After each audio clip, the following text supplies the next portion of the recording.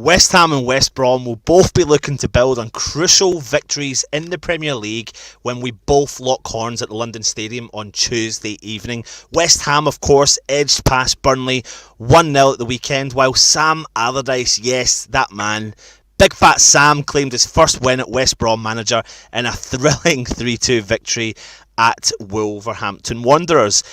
My name's Anton, welcome back to West Ham and United. I'm joined by Stel. Stel, are West Ham marching to Europe, mate? Don't be silly. I wouldn't say marching to Europe, but I'm saying that we're certainly very, very stable and solid, and we're going to finish in the top 10 this season, unless something drastically goes wrong in the second half of the season. We're doing really well. I think Europe is one step too far at this moment in time, but who knows, if we continue this way, maybe next season that's when we'll start talking about Europe. I'll just be happy to finish I'll be happy to finish around 8th place if we continue in the vein of form that we have been. We're the new Arsenal, by the way, aren't we? 1-0. Well, I don't know, mate. 1-0, No, 1-0. yeah, that's true. I mean, Big Sam's on his way back to West Ham. I mean, brief thoughts on West Brom before we bring our opposition fan in. He's going to make it really hard for us. He's going to want to put one on us. You know what Sam Allardyce is like. You know, he loves getting one up on his old teams, just to rub our noses in it. So they're going to be hard to beat. They're going to be well drilled. He's going to want to really make it difficult for us. In a way, I'm quite glad that the fans aren't there, because Sam Allardyce is the sort of person that will not only stir it up for the fact that he's there, but also in the way he manages the team to play against us. So in a way, it's a good thing that the fans aren't there at the moment. Yeah, valid point. Well, it is that time of the show where we bring our opposition fan in. So it is time to talk West Brom.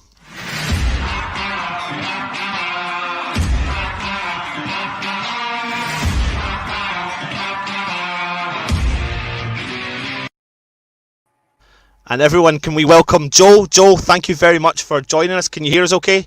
Yeah, all good. Evening, gents. Yeah, thank you very much for coming on. Mate. Joel, do you mind just introducing yourself for myself and Stel, and for everyone, all the viewers that are watching, if that's okay? Yeah, of course. Yeah, I'm an Albion fan. I've been an Albion fan all my life. Started going up about 20 years ago when I was a kid.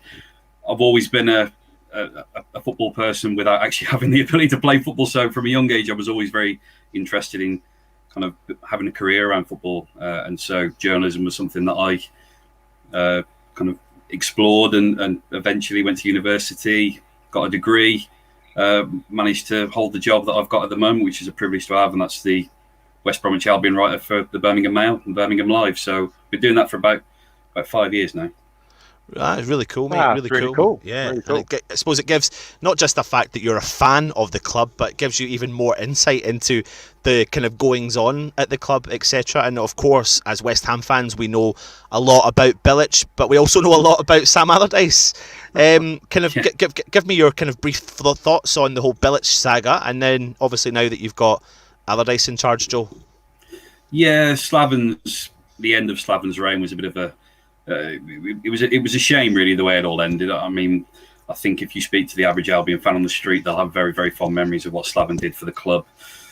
You go back to the summer he took over in 2019, when Albion had just been beaten by Villa in the playoffs, and there was a club there that really needed lifting to a person. You know, the squad was taken apart. You know, Jay Rodriguez was going to always leave. Dwight Gale was never coming back. So there was a lot of goals to replace, and Craig Dawson, for example, left as well. So there was a big job on his hands, really, and there's no guarantees when you're a team like West Brom, even with the parachute payments, that you're going to be challenged at the top end of the table. So he and the backroom staff that he brought together, you know, he had Julian Dix there. It was something that really was just a joy to watch for about 6 months, 5-6 months just before Christmas. The football was superb. The results were there to match. And their little sticky period just after Christmas got themselves back on track with a couple of January signings, and then lockdown hit. And they never really regathered that same momentum after Project Restart. And they ended up really limping over the line, whereas for the whole season they'd been kind of interchanging with Leeds at the top of the table. Leeds ended up winning the title by a good margin, so they were really kind of almost at a standing start when it came to the Premier League, and they didn't have the money to spend that other clubs have had, so it's kind of left them in the position they're in. They spend the bulk of their budget on Grady Diangana, we're kind of still waiting to see the absolute best of at this level. So eventually the results kind of spoke for themselves, really. It's a shame because everybody wanted Slaven to be a real success at this level. But quite intriguing, Joe. Yes, sorry, Sal. Yeah, it's quite intriguing because it's very much sounds like the same way we experienced Slaven Bilic as well. The first season, which was his first season, which was our last season at the Bowling, was just a wonder. The football was enjoyable. He had a pivot point, though. He had Dimitri Payet, which everything revolved around. But he adored that player, and you could see the type of football he wanted to play. Even though he was a defender by trade, he wanted to show how football can be played. And we had a wonderful season as well. And it was same sort of thing happened at West Ham when it was coming to a bit of an end. It felt as if Bilic didn't really have an idea as to how to get the team out of a rut. And it sounds like it was a little bit the same at West Brom. You had a great sort of, you came up. Okay, you didn't win the championship, but you came up, you promoted, and then the beginning of the season seemed okay. And then when things started to go wrong, it looked like Bilic just didn't have much of an idea, like a plan B, I guess. Would that be fair to say? Yeah, I think so. I suppose with West Ham it was a little bit different in that I think the quality of the squad that he had at West Ham was better. So there might have been more questions to answer at West Ham. And I know he had the Payet saga, and very similarly last season as well, all relatively speaking, of course, the Championship. And he's probably not quite the player Payet was in England, but he had that in Pereira. Pereira was the player who stole the show most weeks in the Championship, and has been playing pretty well recently, actually, in the Premier League under Sam, and had his moments under Slaven at this level as well. But yeah, you felt like the results this season.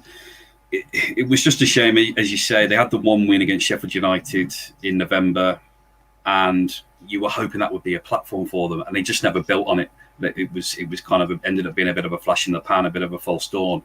That's why we're so keen to ensure that the win at the weekend isn't the same. It's actually something that they can build on starting tomorrow.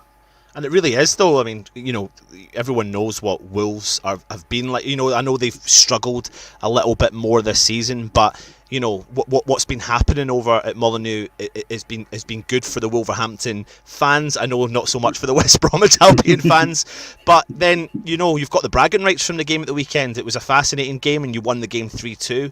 And did you see anything in the Allardyce reign that's maybe bringing something in? And for example, you signed Robert Snodgrass from ourselves, and a lot of West Ham fans, Joe, are kind of disappointed at the fact he's gone, because what you had from Robert Snodgrass was he wore his heart on his sleeve, and he never stopped running, ever stopped running.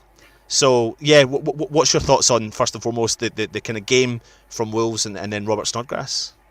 Well, I've got to say, for the first 35 or so minutes on Saturday was as disciplined a performance I've seen from West Brom this season. In terms of their shape, in terms of the way they set up, how they, pressed as a team.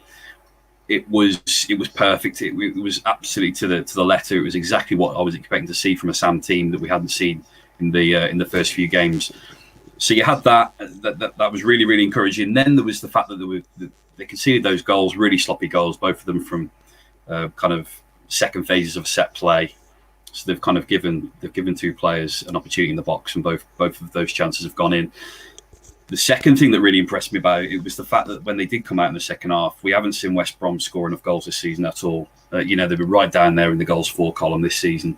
So the fact that they actually, wrestled the momentum back in the second half at the beginning of the second half, and within 10 minutes of the second half beginning, they were back in front again. That was really, really impressive, the way that they didn't let their heads go down, because they've taken one or two hammerings this season, and I did wonder at half time whether that was going to be another one. So you had that, and that. The fact on top of all that is that they actually now, this group of players, which are still 99% Slaven's team, now have something that you can point out and say, well, what Sam's getting us to work on the training field actually brings results. They're actually, they've actually enjoyed the fruits of their work. So they've now got something they can actually believe in, I think, and buy into. On the subject of Snodgrass, he was brilliant. I thought he was exactly what Albion needed when they signed him, and what I saw for 90 minutes on Saturday didn't disappoint me. He was somebody that was clearly wanted to make an early impression, and he did that. The Albion fan base, certainly judging by social media and things like that, were really, really won over. He was somebody that defensively, he looked after his right back. We've got a young lad called Dar O'Shea, who's a centre half, who played at right back, and he really looked after him, protected him. Going forwards, I thought he was one of the few players I've seen this season who seemed to be on the same wavelength as Pereira when it comes to passing and interchanging. So all those things combined, it was a very, plus the fact that he's actually just played 90 minutes. I had a look before he signed, and I think he played something like 4 or 5 minutes. Spanning 3 matches this season. So, the fact that he's gone and played 95 minutes is a sterling effort, really, when you consider the lack of match practice. I think it's a really, really clever signing. Myself and Stell were talking beforehand, and we were even talking about Snodgrass, Stell, and we were saying, do we expect him to be playing for this game? Because at West Ham, for example, if Snodgrass had started that game a couple of days later, he wouldn't have played. My argument would be that, he's your new signing, he's got a point to prove, like you said, Joe. I think this is going to be the time where you need players like Snodgrass in your squad, and I can see him playing again, especially the fact it's against West Ham, and he'll, he's been in and around the squad. He knows exactly what David Moyes is doing, what his team talk is, what his conversation is, what he says at half time.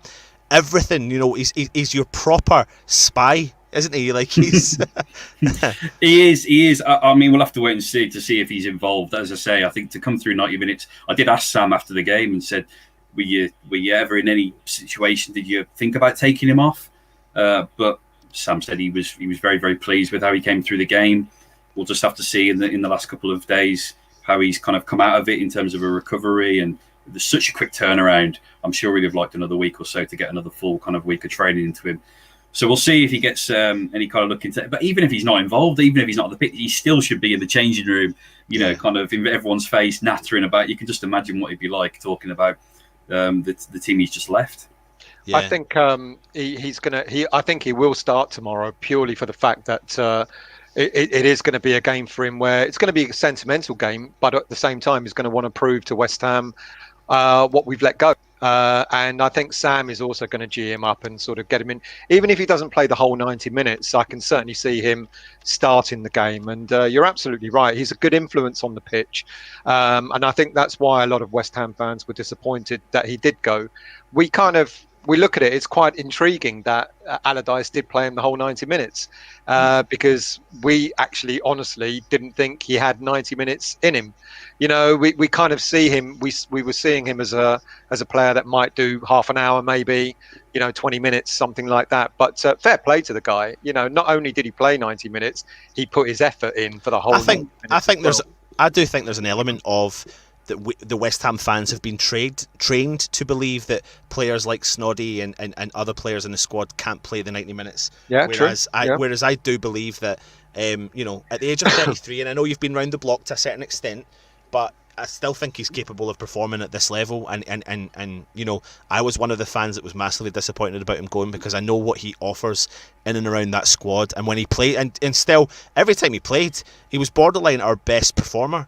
And when you look at his stats, we do videos on a regular occasion, Joe. We look at all his statistics throughout the seasons. He's regular for scoring goals, and he's irregular for assists. He's 9 times out of 10, he's involved in about 10 goals a season, borderline.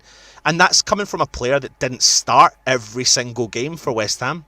So when you think about the bit of business that Sam's done, It's a shrewd bit of business. It's a clever bit of business because, when you look at the West Brom stats this season, you've got 14 goals and you've conceded 41. So we can obviously see two reasons where the problems are. Yeah. Talk to us about those stats.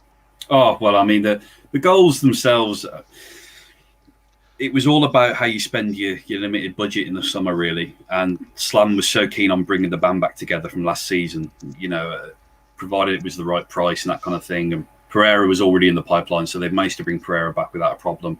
They managed to swap Callum Robinson and Oliver Burke with Sheffield United, which it suited Albion because Burke was a flop at West Brom. So when Sheffield United came calling, asking about him, that made sense.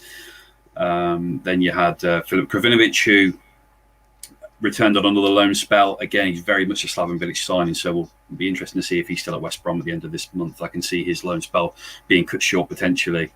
He was somebody that played quite well actually against West Ham in the Cup last year, so we'll have to see. We'll have to see if Sam's got a role for him. But Diangana was the kind of the big one, the one that when they heard he was going to be available, we're going to have to spend the bulk of our money on.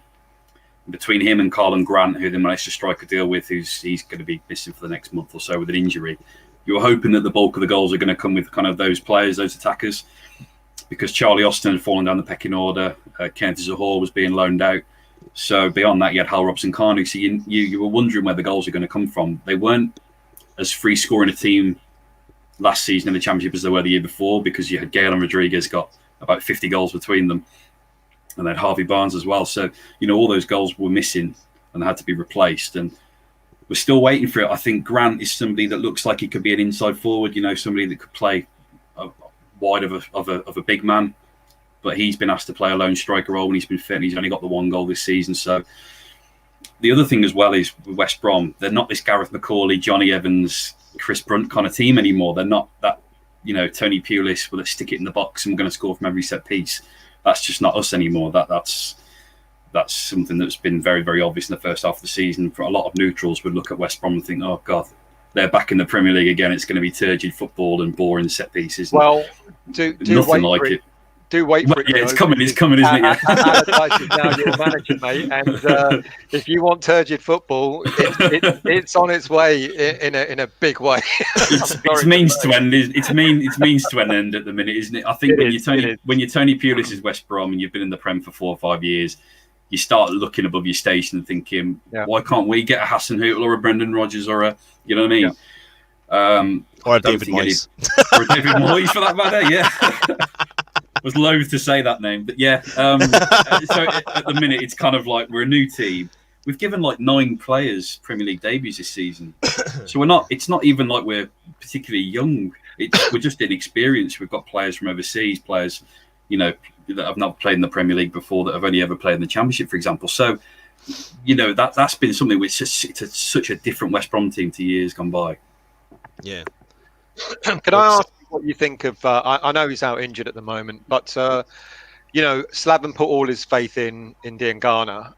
How do you think he's performed for you since he signed permanently? It's a learning curve, isn't it? I mean, he's actually not one of the players that has made their Premier League debuts, because he did have minutes at West Ham, didn't he, in the Premier League? But yeah, that's right. But even so, the kind of experience he's got at this level is very, very minimal, as is the case with 1 or 2 others. So it is still, I would still consider it a learning curve for him. It's not like he's coming into this like a Snodgrass, the polar opposite, really. He scored a brilliant goal at Everton 2 games in, where he picked the ball up pretty much just inside his own half and ran forwards and scored from the edge of the area. And you thought, wow, he's picking up where he left off, because after lockdown, he was a big, big reason as to why Albion did get themselves over the line. He scored 2 or 3 really important goals. He was just a joy to watch last season. I'm sure you've seen it yourself. Against fullbacks in the Championship, he just absolutely terrorised him. He's not the kind of player who he's quite versatile. He's quite 2-footed. So he will get to the byline. It's not a case of just having to cut back and cross to your right. He will go down the byline and go round the defender and just keep dribbling along the byline. He was just an absolute unpredicted, kind of talent. And the Premier League fullback, you come up against Premier League fullbacks now, you come up against players like Wan-Bissaka, etc. It's a different ball game. Yeah, I asked that question because there was quite a few. I'm sure you probably know there's quite a furore at West Ham amongst the fans when we were going to sell him. And the players. Well, it caused absolute mayhem. Absolutely, from the players and the fans alike. And I think the first couple of games, especially when he scored that goal that you said against Everton, we were sitting there. That was the second game of the season, wasn't it? I think it was. Yeah, seems ages ago. Yeah, and we had lost our first 2 games of the season, so of course the furore was even more. It's like, well, we don't have Diangana, that's why we're losing, etc., etc. But it's quite intriguing to see how it's turned for him in a way, because he was brilliant in the Championship last season. And I think we thought it was going to give him a platform to come back to West Ham and really stake his place. So it was a massive surprise to everybody that he was sold. And now I think 1 or 2 people are beginning to suggest that maybe it was probably the right thing to do, because he just doesn't seem to have really, he just doesn't seem to have picked up from that goal against Everton, really. I remember at the time when we did sell Diangana, we'd done loads of videos on him, and I particularly was in the camp where I wasn't so offended by the sale. I was more annoyed at the fact that West Ham found themselves in the situation having to sell a young prospect, but selling a young prospect for 20 million, was it, I think, in total? Or I think initially it was about 12, but I think it's gonna go up to whatever. Yeah. I, for someone that potentially, if he didn't work out this season for West Ham, would have dropped value for us. So I kind of got, there's a time and a place where fans had to be, that makes sense to sell the player rather than hold on to play and give him a chance. Now, I'm all about holding on to players and giving them a chance, but as you said, Joe, he had played in the Premier League and had some game time in the Premier League under Bilic, and I didn't really see enough. I thought he was great, okay, but there was still enough there to give him a chance, and I think it was more, I think a lot of anger came in the fact that West Ham found themselves in a situation having to sell rather than selling. Just it was just a bit annoying. But 41 goals conceded, which it's not going well. But if we look at the team that you put out against the Wolves, what can you see Sam doing with that 11? Do you think there's going to be same players, or is there going to be some changes made? I think the first thing when you look at that team, the first thing to say is that we had pretty much half a team missing. Sam Johnston would be straight in goal. Kieran Gibbs at left back would otherwise not have played, I don't think, if Connor Townsend had been fully fit. He's been somebody that's really, really taken to the Premier League, with a lot of success this season. So I would have had Townsend in there. Colin Grant would have been playing probably. Conor Gallagher is almost certain to start. He served his 1-match ban on Saturday, so he'll be back in. And then I think other than that, probably about it. Hal Robson-Kanu is another one that could potentially start. Robinson was really, really strong, actually. I thought he won his 2 penalties. And I think you probably have to say that he leads the line, even if Robson-Kanu's, kind of fully fit. I don't think we'll see Matt Phillips. I don't think we'll see Diangana. So they're another couple of players that you would otherwise throw in there. I think Gallagher's just the obvious one, really, for me. He's been such a good player this season. You consider how young he is and the fact that he's never played a minute of Premier League football before he came here. Yeah, he's somebody that's really, really just thrown himself into it. He's been a real breath of fresh air, and he'd be somebody that definitely plays. It does sound like there's a lot of kind of inconsistency in team selection, something that West Ham have been very fortunate up until as of late, I suppose you could say, about putting out the same team week in and week out. We saw it when Leicester won the Premier League. They were very fortunate when it came to lack of injuries. But West Brom seem to have that bit of a scenario just now where, like you've said there, you can see up to 3 or 4 changes potentially getting made for the game tomorrow. And that could have a bit of a knock-on effect, could it not, for what Sam's trying to achieve? Potentially. I would be tempted to stick with as many as possible, really. I mean, I say a couple of them are not going to be involved because of COVID, so it's not even injuries. So, for example, Johnston and Phillips have both tested positive, so there'll be 2 players that are definitely missing. I do think, the minute that Sam said hamstring when in the same sentence as Diangana made me think he's definitely not going to be involved. So immediately you have to deal with those, and Townsend and Grant as well will be missing. Gallagher is the only one. It's a different kind of challenge. I think the midfield for West Ham, that's the battle for me that I was surprised Albion got actually the better of, because you looked at Saturday, even without Gallagher, especially without Gallagher, to ask Sawyers and Livermore to go up against Dendoncker and Neves and Moutinho, and to actually come out of it looking all right, that would be the challenge. The same with West Ham. How do you go about getting the better of Rice and Souček? They're the questions Sam will have to answer. But I think Conor Gallagher definitely brings that energy, box to box. He's tenacious. He throws himself into the challenge. That's the reason he was suspended, because he's picked up 5 yellow cards. So, he's that kind of player. I think that would probably be the only change for me that I could see, to be honest. Yeah. Have you seen a difference in the way Allardyce has set the team up? I think that's pretty obvious, but can you now see what Allardyce is trying to do with the team, with the squad, in the style of play that he's putting forward? Yeah, I think baby steps really, still, to be honest with you, because I think that results did deteriorate after he arrived. There's no two ways about it. You've got to consider that Slaven left on the back of a draw at the Etihad. Now, I mean, he wasn't sacked because of that. He was sacked because of the results. They were beaten 5 at home to Palace, and they were beaten at Newcastle the weeks before that. So they were the results that really kind of the straw that broke the camel's back. But we didn't get that new manager bounce, and Sam, I immediately thought, okay, he's been out of the game 2.5, 3 years. He's coming back into a COVID restricted environment when it comes to protocols. He's not getting the kind of training, the opportunities to train with the players the way he would otherwise have liked. Has he almost bitten off more than he could chew, really, with this? And there was a bit of a limbo, really, because he was trying to implement what he could do on the training pitch with the Slaven group. And they were hammered at home to Villa in the first game. Then they were hammered by Leeds, hammered by Arsenal. And you started to wonder where is this kind of change going to come from? And that was the first time we saw on Saturday that actually they were disciplined. They stuck with their shape. It was exactly the kind of Allardyce performance I was expecting for the first half, certainly until they conceded the 2 goals. So that for me was a big step in the right direction. And as I said earlier, I think that's at least now given the actual playing squad belief that they can succeed in this Allardyce kind of setup. Do you think that you're going to get out of the situation that you're in? It's pretty much what West Ham were going through last season, to be quite honest with you. And it was around this time of the season that's when we brought Moyes in. It was, I think, at the end of December. Yeah. And he didn't have that many great games to start with. He had the 4-0 win against Bournemouth, but that was, you could argue that was the bounce that he got. We got from new manager coming in, but then the results after that weren't that terrific. But he managed to scrape us through. Do you think Allardyce is going to do the same for West Brom? Do you think he's just got enough within the squad to actually get you through out of the relegation zone? I think he's already been asked about it, actually. It's been something that's been said to him at his appointment and in press conferences since. Is this the biggest challenge of your managerial career?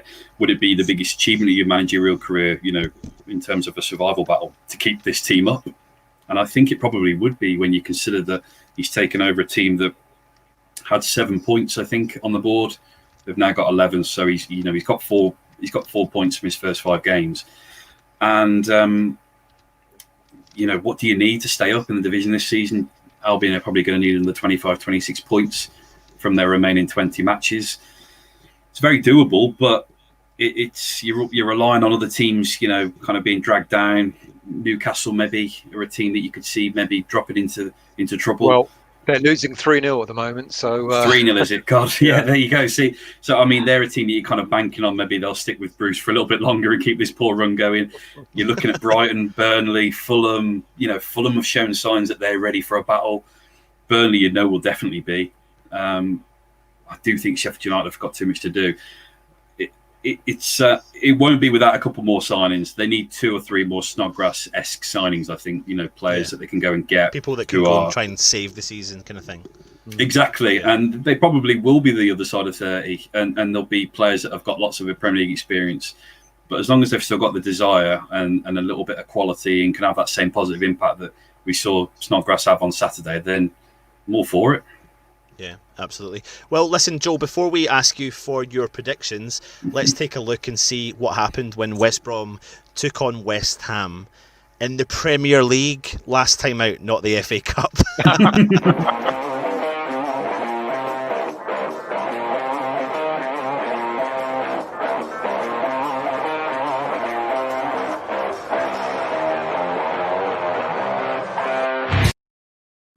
So it was a 2-1. Was that Winston Reid, the first photo? Of course it was, mate. You had to do it, didn't you? As if he's still at the club. Oh, come on, Joe. Come on, Joe. Oh, Joe. Is he actually? Yeah, he's back. He's back. He's just returned from the MLS. Yeah. Oh, yeah. Word. Yeah. He's going to make exactly. He's going to make his I'll comeback. tell you what, if you want him, we'll let you have him. No, you can't have him. No. I don't blame you, Joe, but no, you can't have him, mate. Let's look a little bit of the history between West Ham and West Brom. As you can see there, last time out it was the actual FA Cup game where West Ham got beat, and we got beat convincingly in that game as well. West Brom turned up that day and it had a very good game, and then you can see it's all sporadic scores throughout the time throughout. But Joel, it takes us to that interesting time. Kick-off is 6 o'clock tomorrow night at the London Stadium. Yep. I can't help but call them it. It's just a nickname we've had for him for a year. Big Fat Sam returns to West Ham. What is your predictions? I want to know, when you interview him, do you say, "Hoi, Fat Sam, can you just give me a comment?" Of course he doesn't. Still, of course he doesn't. I've just got to remember not to start my question off with "Hi Slaven" anymore. That's kind of what happens. That continuity, you know. It's normally it was for so long it was "Hello Slaven," and now it's "Hello Sam." He's got a couple of players in the dressing room that are Sam as well, so we're very Sam themed football team at the minute. But yeah, I think one thing that's very important. I say very important. One thing a quirk that I was pointed out to me from Opta the other day was West Brom have played 29 matches on a Tuesday night in the Premier League, and I've won 0. I saw that was the last one actually. The one I didn't cover the FA Cup game last season, so my last trip to the London Stadium was that horrible Andy Carroll defeat. Andy Carroll header, but you know what? When there's a record to be broken, you haven't won a game on a Tuesday night. West Ham present themselves. come to West Ham United, and we're the gift that always seems to give on giving. But maybe that's the West Ham of the past. So I don't know. Maybe I must ask just a couple. In terms of Antonio, first of all, I think is he somebody you would anticipate playing a bit like Snodgrass? Is it a quick turnaround? And Moyes is a creature of habit. He will start Antonio tomorrow. He is a creature of habit, but then there's that kind of, Moyes is keeping things really under wraps, isn't he, still this season, more than any season as a West Ham fan. So I mean, I don't know if the West Bromwich have as many leaks as what West Ham do. So we know the starting lineup 10 days before the game's getting played, etc. And we give the opposition team the opportunity to beat us properly, and then we tell them all about our transfer targets, and then they go and sign them, all that sort of stuff. So that's all kind of changed as of late, apart from the fact we don't sign players. So we don't really. The thing is, like, we guess a lot, and each week now when we do these preview videos, I mean, I'm going to give you a brief example. We knew we were going to do squad rotation, but most West Ham fans thought against I can't remember, was it the Everton game, that we were going to see up to 2 changes, and we saw 5. Yeah. So it was a really big change from Moyes, and then a couple of other changes with regards to our fullback, etc. Now there was a little bit of a rumour kicking about yesterday that maybe he was going to rest Antonio for the game against West Brom, but we're starting to work out that he maybe does a lot of smoke and mirrors when it comes to these things, and I wouldn't be surprised, to be honest, Joe, if he does like what Stell said he would start. I was going to say, I mean, on the back of Haller leaving, you think to yourself, there's probably not that many cabs off the rank, is there, that could come in and do that job anyway, even if he didn't start him? Well, that's a perfectly good point, because we do quite a lot of transfer shows, and we talk about all the transfer links to West Ham, and trust me, that a bus wouldn't be able to hold them all, and there are very few of those transfer links that could play in the position that Moyes wants them to play. He basically wants an Antonio number 2. And those players are few and far between. Yeah. So we get linked with a whole load of players, but then the question is asked, well, before you think about what price that player may be valued at or whatever, it's can he play as a lone striker? And straight away you can then remove that player from the link if they don't play like that. That's the difference between that's the difference between what we did before to now. Under any other manager, any player could potentially come to the club where now you know for a fact that we ain't going to go out and sign a Chicharito, for example, or another Haller. Doesn't it just doesn't work like that. So generally speaking, though, I mean, I go back to that first game of the season. And in the mix of all that, you had the Diangana sale, so you had that Martin Noble tweeting, etc., etc. I remember watching the first game of the season, thinking, "God, West Ham could be in real trouble this season." I know Moisey's not had a bad record, and the Sunderland 1 year I think you could scratch off because I thought they were a lost cause anyway that season. But where has he turned it around? Really, for me, a couple of signings, Souček and Soufal seem really, really, really good signings. But there wasn't that influx of summer side of Ben Rama they got over the line. He's changed the way we play, Joe. He's made us far more solid. It's interesting because just before the show started, we were looking at the number of goals we conceded this season compared to last season. Compared to last season, and actually, ironically, the slip in our defensive duties started with Slaven. I think in his season we conceded something like 50. Oh, in actual fact, something like that. In actual fact, the last season at Upton Park, which was a most enjoyable season we've had in many a year, we still conceded upwards of high 50s in the league that year. I mean, we nearly qualified for the Champions League that season. We were like one win away from qualifying for the Champions because League. We scored more goals, but and it kind of led on to that. It led on from there. We kept conceding upwards of 60 goals.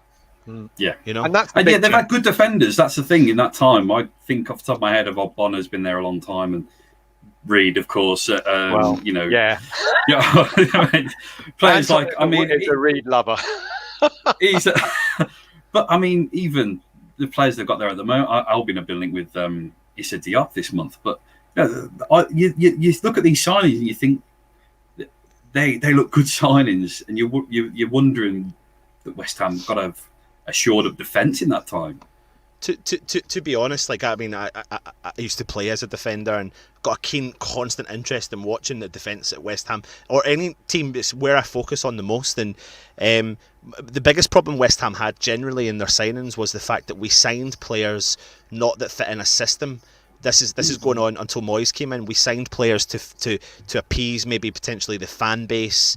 And big name signings like Felipe Anderson, Sebastian Haller, etc., etc. So we never really got the pieces for the jigsaw and never fitted them into the team. And this is why the Jared Bowen signing, the Souček signing, and the Soufal signing in particular, and I think Stel, you'd agree with me, those three particular signings have been absolutely perfect for us. And they've changed the team. They've transformed the team. Yeah, and those three players cost us 45 million when we signed Felipe Anderson for 35. We signed Sebastian Haller for 42. So it just shows you that Moyes knows exactly what he wants. He goes out, finds it, doesn't matter the price value, brings him in and makes it work. And that's where I'm at when it comes to the transfers. How much was Souček then? I think 19 million. Yeah. That's mental, isn't it, really? An absolute bargain. He's like going to be a superstar, isn't he? Soufal's 5 million, just under 5 million. So we're changing our name to West Ham Prague moving forward, and all we're going to do is just sign Slavia Prague players. It's where the gems are, obviously. It's where the kind of the absolute bargains are. Yeah, absolutely, mate. So no, it's definitely interesting times. But like I said, we were talking about it, and the difference we've made this year is we've conceded 62 goals all season last year, and so far this season at the halfway point we've conceded 21. So we've brought in, I think the turning point for me, to be honest, Stel, and I think we had this conversation beforehand, was not just bringing Moyes in, but the backroom staff at West Ham. Yeah. He's got Stuart Pearce and he's got Kevin Nolan, and they're so animated. They are so animated on the touchline, borderline more than what Moyes is, and you can totally see that whatever they're all doing at training is disciplined and it's working with the West Ham side. Yeah. So more so than Alan Irvine, because I mean, I couldn't speak highly enough of Alan Irvine in terms of being a bloke and what a nice guy he was, but he quickly got found out as a Premier League manager anyway, if not a coach. Well, he's taken charge of a game this year, albeit I think Moyes A couple, yeah. Moyes tested positive from COVID and had to that talk was to the him. time we were. He's the good. He's the good cop. He's the good cop, isn't he? He's definitely. Alan Irvin's one of the nicest blokes in football. Yeah, absolutely. But listen, Joe, we haven't got your prediction, so it's definitely time for your prediction, mate. I know you tried to deflect it, yeah. but I'll bring you up on full screen when you do it. Do you know what? I was really pessimistic heading to Molineux the other day, and I thought, that we didn't need a reason. We'd gone 9 years without playing Wolves, and on the back of that 5-1 win, that was the last time we'd played them, and everyone was expecting pretty much to receive a similar kind of beating by way of revenge. But I think the fact that they've gone and won that game, and as I've said previously already, I think the fact that now there's a little bit more self-belief, an opportunity to build on it, I think I'm going to have to back them that they can go and get another result. I think 4 points on the road in 4 days would be a really good return. So I'll say 1-1. Right. Okay. Yeah. Cool. That's fine. Listen, if you want to predict a West Brom win, you can go ahead, mate. 3-0. There's plenty of West Ham fans in the chat who will predict a West Ham loss, as we typically are. West Ham, it's a typical fan kind of thing, isn't it? It's not restricted to West Ham. I think the fact that you win a game on Saturday, it's like, we're gonna drop points somewhere. That's just the way a fan's mind works. I think. Of course, is 100%. Listen, Joe, thank you so much for coming on. Not all, guys. It's been an absolute pleasure, and would love to have you coming back on for the return leg in the near future. We'll be in touch as well. But thank you very much, and all the best after the game tomorrow, of course. Yeah, and to you guys. Stay safe. Absolutely. Best, guys. Take it easy, mate. Thanks for that, Bye-bye. Joe. Really cool Another style really, again. really good guest. Yeah, really absolutely, mate. Just really cool to have opposition fan on. I say it every single week. Literally every single when they're week. as decent as that, it's worth having guests like that on. He's really good. Absolutely. And I think it's just, it just reiterates the reason why we bring the opposition fan on. Still, the amount of times me and you have sat there and tried to do a lot of homework on it, and we do enough and we get enough information, but it's still not as valuable as having the person that watches the club week in and week out. And then I think I said this with Matt last week, it really starts to give me a really strong understanding of what they're going to do potentially tomorrow. And then I start to think about, it's a different way for me for thinking about a game. I just go into the game going, it's Sam Allardyce and West Brom and they've not been playing well, blah, blah, blah, blah. But having the opposition fan on breaks it down a little bit more and makes me understand, well, why would Moyes make a decision that he'll make tomorrow? Why would he do this? Why would he do that? So it's really cool. Anyway, yeah, it really is. It really is. It's time to discuss West Ham.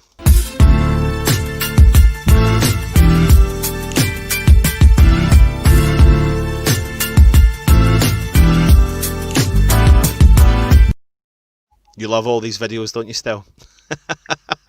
They're all right, I guess.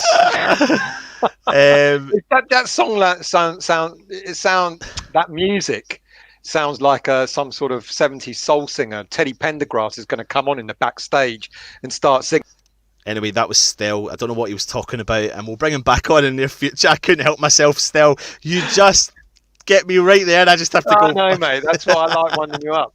But anyway, just like you tried to do on Sunday night, and it didn't work. Well, I'll tell you what, you got thrown, and that was the plan because you threw me. You kept putting messages up in front of the screen. That's what you kept doing to me. That's what you kept doing to me.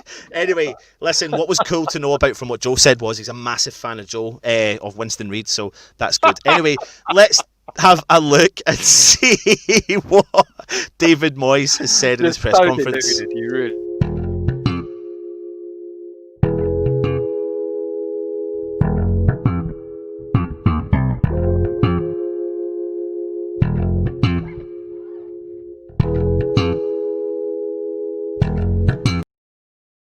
Before we move on, there's a comment coming in there from Toby. Right, you pair of cretins. You can't blame each other because you're both here. Are me and Fo getting our hoodies or what? I told you the other day. I'm telling you right now, Toby, he passes the blame, but it's all to do with... We'll have a discussion. Listen, Toby, I'm telling you right now, are you telling me you want us to design a jumper told you about with 10 times. Stell's face on it and Masuaku's face on it? You just come in there. Put Masuaku's face on it with, I don't know, Stella Suaku or something like that on it. Yeah. Something like that. But actually, tell us what you want on the shirt. Just tell us what you want and we'll do it.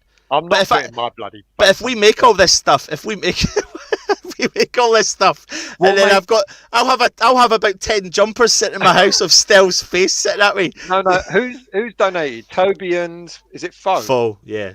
Right, we'll make 2 for them, and if they like it, and then others want them, then we'll get on it. We'll get on the case. Anyway, let's have a look at what Moyes had to say in the press conference. So he's been a busy man. We're in a decent run at this moment and in time, but I don't take any of it for granted. We know we're going to have to play very well and work really hard in every game to win. I want general consistency over many seasons. I have to say the players are performing really well.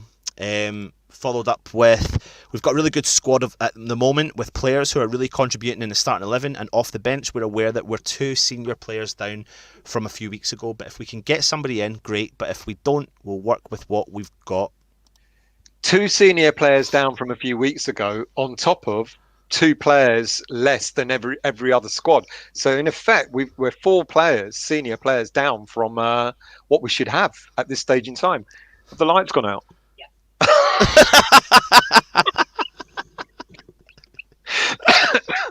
There you go. Honestly, we've got. Donated another. I don't. No, it's not just him though. Someone, Anthony Bararza's donated $3 Australian dollars, 3-0 to West Ham. Antonio Benrahma and Odebiku, and then Foe has donated and then 5. Donated another Still $5. Suaku, who was Stel's face. Stel's face. There you go. What do you want, Mike? Are you mad, you lot? What's wrong with you? Right, let's have a look and see what else he was saying. I think, if anything, Antonio's managed himself within the games really well. He's doing well, but I know there's another couple of gears for him to go up to in the game. He's an important part of the team. You can see that from his goal on Saturday, so we've got to be careful with him. We'll get him ready for the game. I think it's a really quick set of games for lots of clubs. I don't know. There's a kind of... He's definitely playing the game here. He's sending Allardyce all over the shop because it's such a big, important player for West Ham. You know, mate, it's like we said earlier. He's a creature of habit. He will start Antonio tomorrow. Will there be any changes to that lineup? Maybe.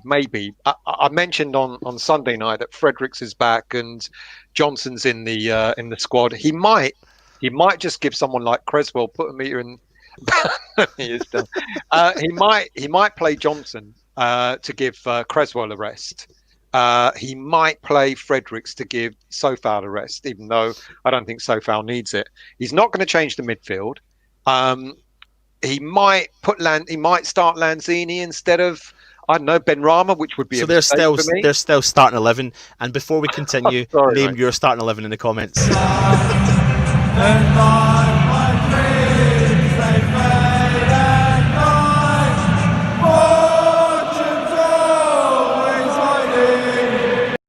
Right, let's. We'd be as well. I didn't mean to start getting into the team. Actually. No, it's fine. It's fine. We'd be as well going into it because we'd be as well having a discussion. Let's have a look at the team that we put out for the last game against Burnley. Given the distance to the pitch, the bench, will Big Sam given cup the his ears distance to the pitch and the bench, will Big Sam cup his ears again. This is a starting lineup that West Ham put out against Burnley a couple of nights ago. Came away 1-0 victors from it. And as we've been discussing a lot about the defence, still Fabianski's back in goal. This is him and Sofal in training, all looking like they are absolutely buzzing with life. When you start moving into the team, do you genuinely... I don't see that back 4 being touched, if I'm being brutally honest, mate. Yeah. I'm just suggesting if he wants to give anyone a rest, you know, he can bring Johnson in for Creswell. If there's going to be a change, that might be the only change. Not because Creswell's doing bad or anything. It's just to give Creswell a rest. That might be one change he makes. And then when I look at the rest of the team, I think he will start what's there. I'll be very surprised if he doesn't. You know, talk to me about the back line though in general. You know, we've talked about Sofal, we've talked about Creswell. We want to talk about the 2 guys in the middle, Oggy and in particular Dawson. You know, West Ham have got 4 clean sheets in a row, going for tomorrow for our 4th consecutive win on the trot if we beat West Brom. How important have these guys been in the back line? We've conceded 21 goals still in half the season. Well, he's got. It's quite interesting because people are talking about Dawson being a talker on the pitch and calming people down, etc. And then we read in the columns today that and then we read in the columns today how vocal Ogbonna's been, and how apparently he's difficult to get on with behind the scenes, but he's quite respected. So I didn't quite understand that, but it sounds like he's quite a force on. Well, not sounds like he's a force on the pitch. He's a force in the changing room, and having those two guys constantly talking to the defenders, to the guys in front, must help an awful lot. And and they've been absolute stalwart. I mean, who would have thought? I said it in my show last night. I've said it before the start of the season. I didn't think Dawson was even going to get, a sniff of the game. You literally had ruined his West Ham career before you even put the shirt on, mate. I said quite vehemently that I thought he was just there to make the numbers up, and there's no way he was going to play. And as I keep saying over and over again, I'm really glad when a player proves me wrong. And I didn't think Craig Dawson had what he's got in his locker in him. Yeah. I didn't think he did, and I think he surprised all of us. And you speak to a lot of fans who have been part of the fans of the teams that he played for, Watford, West Brom, and Joe mentioned it there. It was a big deal that he left them, and also it was a big deal that he left Watford. And again, I remember particularly doing his video, and I think I described it the other day to Cess. It wasn't an inspiring signing, but it was a good, proper, what was needed signing at the time. It gave us a solution to a problem we knew we were potentially facing, and now he's rightfully keeping, Balbuena's found form. He's playing well, and just been unfortunate with being in contact with someone who's COVID, and Dawson stepped up to the plate, and he can't get back in. Who would have thought that Diop would have ended up being fourth choice? It's madness, mate. It's madness. and then Balbuena coming in, and as you just said, maintaining his place, and then Dawson getting his chance. The one thing I'll give Moyes credit for is when a player does prove his worth, he sticks with him. Yeah. That's what he seems to kind of been doing. He has you could see the sort of pattern he has with players, can't you? Where some players, they've got to prove their worth, like Benrahma. Give him a few minutes, and play him a bit more. Right, I'll start him. He did the same with Bowen last season. There are other players that come in, they prove themselves right from the start. Like Souček came in. I think he played right from the start, didn't he? Dawson's taken his chance. Well, to be fair though, to be fair, when you think back to Souček's career with West Ham, he was a. I'm talking like when I say a slow starter. For the first two games, he was quite a slow starter, and in the first two games this season, in particular against Newcastle, when you look back at that game, he was nowhere to be seen. It took him about the third game to get into the swing of things, and he'd done the same at West Ham career. The game he really came to light was against Liverpool. If you remember, me, you, Dan, and I think Alf were doing the watch-along thing that we do, and it was the one where we were very unfortunate not to win the game, but it was the minute that Souček got injured and had to come off the bench in the 60th minute was where we started to lose the game, and it was because he was so effective in that game. That was the game we really saw him ignite, and we're probably hopefully seeing that with Benrahma. I mean, Benrahma still 94% success rate in passing against Burnley. He was lively, he was up for it, in particular in the first half, and he was massively disappointed to get subbed at the time. Yeah, he was massively disappointed. It's interesting. There's quite a few people that saying they'd rather see him down the left with Fornals in the middle, which kind of maybe be more natural for them. But then that stat you've just given seems to suggest that he had a really good. Well, not suggest, he did have a really good game playing down the middle. And I like a creative player down the middle. I think it can, where a creative player out wide can maybe nullify it a little bit sometimes. You've got to be a bit more tricky with your play. Playing down, running at a defence in the way he was doing, I think that causes defences more problems. Yeah. So I can see why. And it's kind of ironic, and I know we're not talking about Anderson, meant to talk about players that aren't here, but it's kind of why I liked Anderson playing right down the middle, because when the times he played down there, running straight at defences with the skill that he had, caused teams a lot of problems, and Benrahma's doing exactly the same. So I don't mind seeing Benrahma playing down the middle. I get why people are saying that maybe he should be out on the left and Fornals in the middle, but it creates a different type of problem for central defenders when a Benrahma type player is driving through the middle. I want to talk about the man Pablo Fornals, who's been running his backside off all this season, and several times throughout the season I've actually called for him to be rested because I've thought that his style was not going to suit a specific game. I couldn't be any wrong when I look at his performance against Burnley. I think he went under the radar quite a lot against Burnley, but still what I saw from Fornals against Burnley was not just what he's been doing this season in particular, but I saw the creative side and him trying to spark up a little bit of a partnership with Benrahma. They were doing a little bit of ticky-tack football, they were passing the ball to each other, and when you look at the goal in particular, Benrahma's vision to pace the ball through to Bowen's vision to pace the ball to Fornals, and Fornals' vision to put the ball on the plate our for first Antonio. goal involved all our front players. Yeah, and our first goal involved Benrahma, Bowen, Fornals, and Antonio. Yeah. All those players had a role in creating that goal. And when your attacking players start to pick up that understanding, that bodes well, doesn't it? And Fornals, I'm glad for Fornals that Moyes has stuck with him, because I think we said a few weeks back, Moyes has kind of maybe changed his game. And on Saturday against Burnley, I think Fornals had more of the type of player that we kind of bought. Yeah. A bit more of a creative player, and he struck up a good accord with Benrahma on Saturday. I was really pleased for him. These players are good. They if they're used in the right way, they can really show what they're capable of. And I think Fornals is great, and he runs his socks off, doesn't he? He's a great player. He absolutely does. Before we move on for the rest of the show, keep getting your predictions in the comments below, and we'll go through some of the comments in a minute.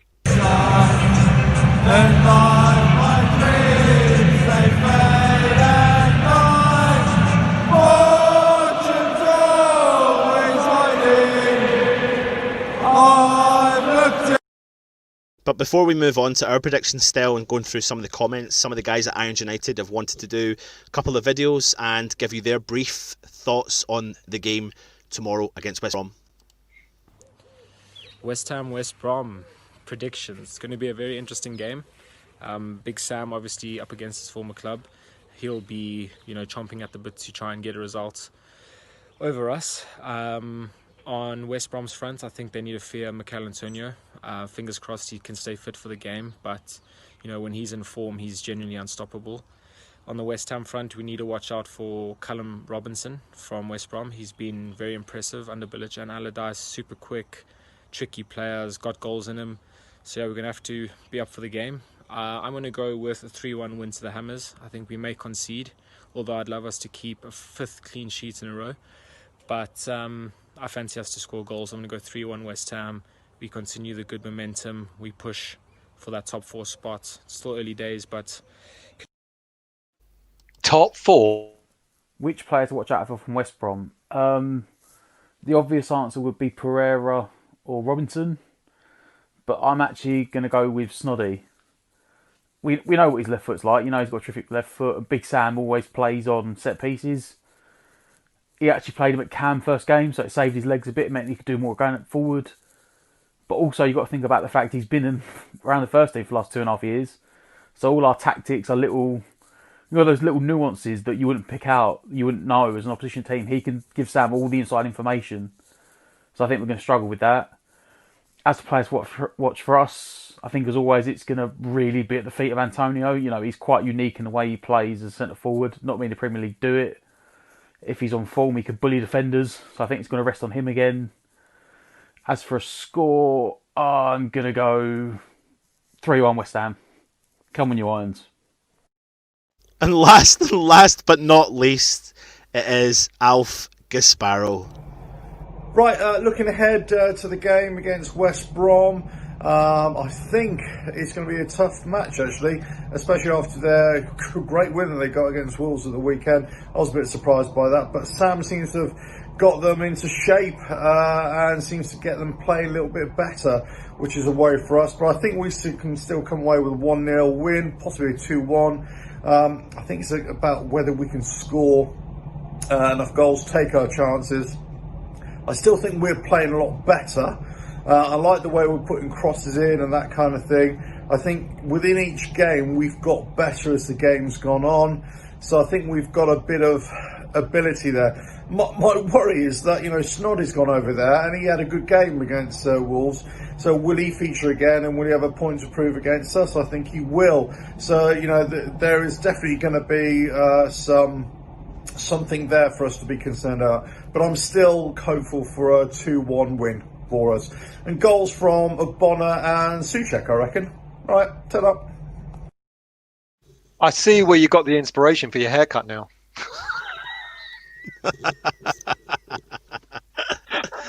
Oh man, right? Let's I'll tell you what. Still, let's go on to your predictions. I think this is kind of going to be tough because I think we should, by rights, we should win this game. Everything suggests that we should actually beat West Brom, but it's Sam Allardyce we're talking about. So I never do this, but I'm going to go for a 1-0 win. I think it's going to be really tight. Yeah, mate, it really annoys me because the time that I don't want to be exaggerating the score, I'm going to do it. Then you copy me. It's like I've just told you that before. I think it's only because it's Allardyce. If Allardyce had not been managing that team, I would have gone for a much. I'm going to add one more thing into that equation. No, not just Allardyce. It's going to be the Snoddy effect, mate. I really think I'm more worried about the Snoddy effect for this game tomorrow. I actually think we'll nullify Snoddy. It's only if they get free kicks in dangerous areas, or of course if he takes the corners or the work rate. Sometimes if he gives a 45-minute half that we know he's capable of giving, that's definitely a threat that we have to, like you said, we have to go out there and nullify. I was going to go for a 1-0 victory, but I'm not going to copy you, so I'm going to go for a 2-1 West Ham. I think we're going to keep another clean sheet because as much as I think Pereira is going to be a challenge for us. I think he's, I listened to what Joe said. Quite interesting. About the detail he was given about the squad. But I think Pereira is the only person that I'm really kind of worried about. Yep. Because it's funny because when we were looking at the players before we were going on, you and I were talking about who do you think is going to be a problem, and we thought, Johnson, he's a good keeper, he might keep a clean sheet. He's not in. Snoddy, we both agree. Carlin Grant, he's not playing. And then we both went, Pereira has scored 3 and assisted in 3. Yeah. So I really think they're going to be relying on him quite a lot. And if we can nullify him, and I think our defence at the moment is doing such a good job that they'll keep him quiet, especially with Souček and Rice just in front. So that's why I reckon we're going to keep a clean sheet. Yeah, absolutely. But it's not going to be easy for us to score against them. No. Well, we've got loads of comments to go through, but before we do, SA1999 is asking what time the post-game will be tomorrow. We're trying our best to plan it because there's just so many games coming up, and it's a 6 o'clock kickoff, and it's the most. All these kickoff times are extremely awkward right now, and we've all got families and lives to live and work to do as well, so we need to try and plan it. So realistically, I would like to go out a solid hour before, but I don't think we can tomorrow, so I'm going to just say maybe 5:30. Well, I might, if I get the team sheet early. Yeah. I might do a 10-minute and just to announce the team sheet maybe. Yeah. So look out for that. Yeah. If I get the team sheet early. Yeah, and then we'll come on for the matchday live about 5:30, maybe a little bit, maybe even closer to the game. But we'll come out to you and let you know tomorrow. So it won't be any earlier than 5:30, but still we'll do a team. Well, hopefully still we'll do a team news show tomorrow. That will just be going live about 5 minutes before team news is announced. Going into about 5 minutes after the team news is announced. Still, let's jump onto some of the comments. Yeah, well, I'll go up as far as I can. English Yardie, West Brom will be fired up tomorrow. Most of all, let's respect our opponent's positioning. Doesn't mean anything on match day. Yeah, agreed, mate. And that's why I reckon it's going to be quite tight, really. What else have we got? There's a lot of comments about hoodies. I've gone quite far up. Tony Pezzolesi, a massive key in our defence being so good is the 2 central mids in front of them. Yeah, Souček and Rice. Got to give them a lot of credit. They do, and I'll always give equal credit. But my word, Declan Rice, mate. Oh my God, it's a pleasure.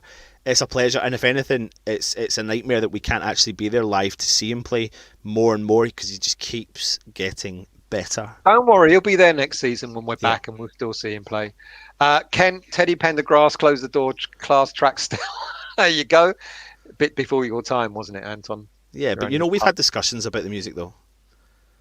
Would you, yeah, Peter, would you begrudge Reed Yeah. a testimonial? No one would. No, I agree. No one would. Myself and Stell's banter comes from a long-going conversation about who was the better player. But in prime, it's a good debate in their prime. It is a good debate, and we could do that. But there's no one's questioning the fact is Reed or has he been a good servant to the club? Absolutely not. It's just now questioning whether or not he could come back and fulfil something for the club. Mate, you're dreaming. You really I are. think a 10-15 minute appearance at the end of every game to shore it up. Yeah. Oh dear. I feel Snodgrass will run Jones, rings around Creswell. What do you think of that comment? I don't know, mate. I don't know, because I think we've got enough in our defence the way they've been performing as of late. I think Dawson really does add value to that defence, and Creswell has been proving people wrong by playing in a back four. And we've kept what we're coming now onto our, if you include the FA Cup game, that's our 4th clean sheet in a row. If we keep a clean sheet tomorrow, it'll be 5 in a row. Yep. 4 in the Premier League. When was the last time we did 4 clean sheets in a row in the Premier League? So I don't know so much about that. I think I'm pretty confident in Creswell's performance. What else have we got here? I mentioned it earlier. Talk about maybe playing Ben Rama on the left and Fornals in the middle. I've said my piece about that. What do you think about that? I think that if he plays the way he did against Burnley, I'll be happy, and that was Fornals in the middle and Ben Rama in the middle and Fornals on the left, because I think they actually built up a nice bit of partnership. I think Ben Rama's vision, he's going to keep getting more confident the more games he plays. I feel like I'm seeing the confidence coming out in him. I feel like I saw something nice and new in Fornals alongside his work rate. So I can't see Moyes changing it too much. Kent made a comment up, and I don't know if you've got it, and I don't think you have. He said, play the exact same way, the exact same team tomorrow, and then give the rest against Doncaster. Yeah. And give the young players the chance against Doncaster. And I think that is potentially what I would do. And I think Moyes, it's potentially risky with Antonio. I don't know if it is risky. If he's fit, I think it's a massive risk. I really do. Yeah. But we'll get onto him in a minute. Because just on the other side of that, Neil reckons that we should rest Fornals and play Lanzini in the middle tomorrow. If he does it, I know you're on a different wavelength to me with Lanzini, because if he rests Fornals tomorrow and plays Lanzini, then what does that mean for the next Premier League game? Does he drop Lanzini and bring Fornals in? Because if that's going to happen, then I don't want this to happen. If it's Lanzini moving in for Fornals, it needs to be a decision that's going to be made for a consecutive 2 or 3 games. Because I do think they can build up a partnership. I saw enough in the short time they've played together that they can. But who would? That means either Bowen or Ben Rama would have to drop. Well, no, but what he's saying is, Lanzini if it was Fornals, that's what he's saying. I I'm would rest sorry, Fornals okay. and play Lanzini for him. Like he's it's something I'm intrigued about, but I don't see Moyes doing it. Yeah, Garino. It was a great ball from Ben Rama to Bowen. Completely took out the midfield. Absolutely. And that's why I reckon that's why I don't have a problem with Ben Rama starting in the middle. And that's why the sort of thing he can do. And mate, that's why Bowen is so imperative to being on the park, because his darting runs, he's capable. He did something that managers would love. He crossed the line, and the defenders didn't know where he was. And recently Burnley have been defending quite well as of late. So yeah, no, absolutely. Foe reckons Ben Rama's better as a left inside forward and Fornals as an AMC. Neil, how are you, Neil? What time is it down under today? I don't think Moyes is a total defensive manager. As many times this season we should have scored more, which to me proves we have our defence down to pat. But the forwards are still a work in progress. So he's saying it's not we're not scoring a lot of goals, not because we're defensive minded, but more because our attacking players are not scoring enough. Yeah. What do you reckon of that? Yeah, no. I kind of don't agree with that, to be honest with you, Neil.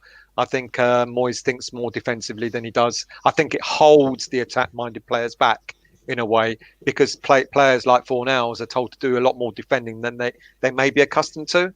But Yep. you know, I'm intrigued by this one from Toby. Toby, I think you've drunk one beer too many, mate. I imagine Ben Rama down the left with Masuaku behind him. That's some fiery footwork down the left, and that will be one massive load of goals that we concede down that left side as well, mate. Mate, I don't know. I do know. No, I know. I get your point, but the thing I'm baffled about is Moyes' decision making. Not baffled in a way that we don't know what he's actually going to do from one game to another, to be honest. Yep. And the funny thing is, we say a lot. He's a creature of habit, but he's not really showing that anymore as of late. He's starting to kind of go against that. You know, he could have easily, you know. Yeah, well, the creature of habit is in the way he manages the players. Like I said earlier, Ben Rama, a few minutes, maybe 20 minutes, and now we're finally starting him. He did the same with Bowen and a few other players like that. I like this one from Vinay. Ben Rama is a cross between Devonshire and Brooking a little bit. The passing and an ability to get past people. That's some praise, mate. I tell you. I think he just needs to be continually started for West Ham, playing full of confidence and not messing up not dropping Fornals and bringing Lanzini in. Either or, keep one of them in and keep them beside him. Fornals, for me, doesn't need to be dropped after the Burnley game because we got everything I've said to you about what he's been doing from the whole season, and also creativity. And that's, we signed him still to be a creative player. Yeah. And Moyes has transformed him into an absolute nut job in the middle of the park. Yeah, it's like carrier. Yeah, he's absolutely, it's crazy, mate. Here's a question. Tomorrow, can you guys have a few minutes to tell us why you hate Sam Allardyce so much? I don't. I think I'm the only one who respects the stability of our club when we went down. I don't hate him, mate. And SA 1999, I know Stell's not a fan of him. I know Nigel's absolutely not a fan of him. I know a lot of fans are not a fan of him. But I think what turned it for us, and I was at that game, was when he cupped his ear at the whole game. When we scraped through that win, I think they scored an own goal. They went down to 10 players. Yep. He still played defensive minded. We scraped to win through a lucky own goal, and the fans were booing him off, and he went like that. And then in the interview afterwards, he's talked about, I don't understand what fans want. What is this thing about the West Ham way? West Ham have never played the West Ham way for years and all that. And that's what really, really turned it for a lot of fans. So there's your answer there, SA. I do respect him for the fact that he brought us up, at first go, even though we did it through the playoffs. We should have won that league hands down. I do respect the fact that he stabilised us. But then after that, he should have shoved off. But there you go. Just quickly, I know there's loads of comments coming in and there's newer ones coming in. Ben, we did get your tweet, mate. We just haven't decided what time we are going on tomorrow. So Ben Glander, West Ham fan channel, we're hopefully having you on tomorrow for the pre-game. I will get in touch with you, mate. Just been a hectic couple of days. Sorry. Yeah, you know what Anton's like. He's useless, mate. If I don't organise his diary, nothing will ever happen. Imagine you organise my diary. Holy shit. I'd rather not. Ken, Toby, we're down to the near bottom anyway now. So Toby, he has given us some great moments, Reed, but I just wouldn't give him a testimonial. Oh yeah, this came up last night, mate, and I was wondering if you were watching at this late stage. What 5 hours later? No. Ken wouldn't give Reed a testimonial because he's played. He's been handsomely paid for all the time that he's not played, and he just wants to get rid of him as soon as possible. What do you think about that? I get why fans. This is a topic for another show, probably. I get why fans are pissed off when it comes to a player being injured, but it's not his fault when he gets an injury like that. And there's a reason why the club haven't paid him off as of yet. And there's and maybe it's because they think can't find anyone. Oh, mate, leave off. No, they can pay him off. They don't have to find anyone. They can pay him off. Well, he's got to agree to it, hasn't he? He has to agree to it, but he could take the money. You look what they've done with Wilshere. They've taken. And he can go and play for a championship team like Wilshere. What was it? Wilshere said West Ham was too small for me, so I'll end up going to championship team Bournemouth. Yeah. Well done, Will. Listen. For me, Winston Reid. If you don't want to give him a testimonial, he absolutely deserves another shot at something at the club. He deserves a testimonial. He does. He deserves something. Where in Scotland am I from? I'm from a little place called Kilmarnock. Good evening, Ken. I'm not actually Kilmarnock. I'm not Kilmarnock. He lives just around the corner from the Kilmarnock. I'm actually in a town called Troon, and it's very famous for golf. Royal Troon. I am, mate. The missus turned the lights off. She said turn the lights off. So unfortunately, turn the lights off. There you go. Yeah. Hornswaddler, good evening, mate. Moyes made some odd decisions in previous games that made no sense. So not sure about a creature.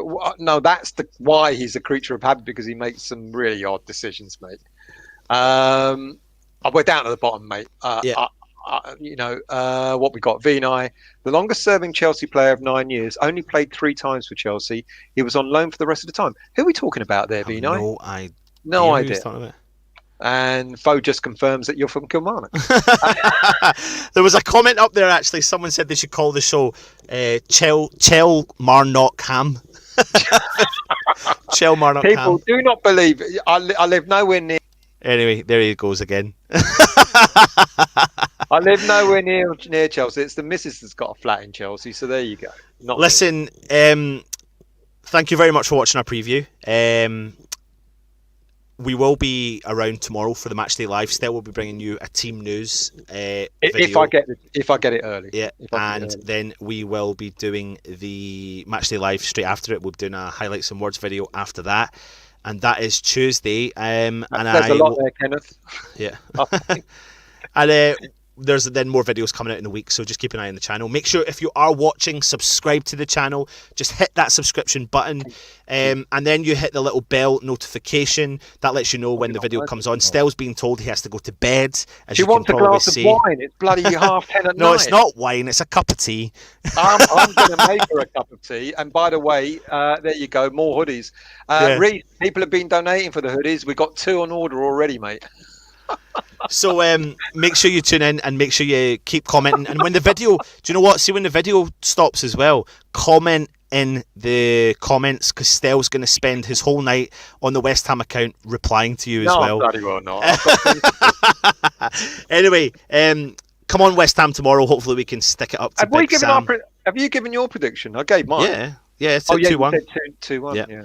Ant-Man said 3-0 West Ham. I think there was loads of other ones that you didn't actually do it. There So I'm were, going to quickly. unfortunately. Here you let me go. just- Skip a 5-0. Marcus Lieb saying 2-1. Happy Hammer saying 3-1. And then I can't get the rest of them. Foshizi. Why does Foshizi? Yeah, what is going on? why does he do that? You keep turning it off. Yeah, he does it week in and week out. He does it week in and week out. He wants a hoodie, and then he keeps predicting that we're going to lose. Yeah. I don't get that. Anyway, see him there? He's been Stel, Sowaku, whatever you call him. I've been Anton. This is West Ham Irons United. Keep subscribing, liking and comment, and come on, you Irons.